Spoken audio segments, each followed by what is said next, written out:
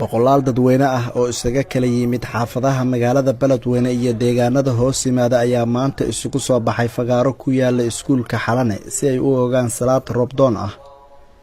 salaada roobdoonka kadib culimo u diinka ugu caansan magaalada Beledweyne ayaa waxa ay muxaadarooyin u jeediyeen dadkii isugu soo baxay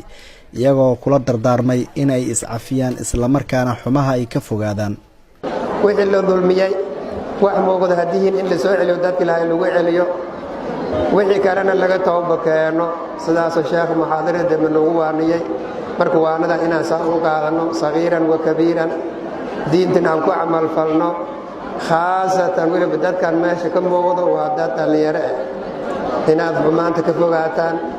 oo cibaadada ku dadaashan rijaalan wa nisaa'an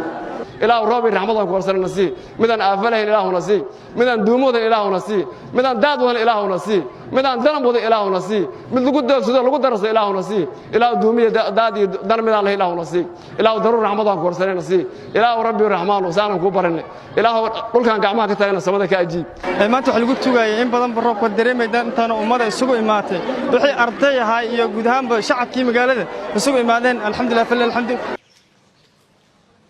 xilligan la joogo deegaano hoos yimaada magaalada Beledweyne waxaa ka jira dad iyo duunyo wali biyo dhaamin loo sameeyo walow qaybo gobolka ka mid ah roobka xilliga uu ka curtay.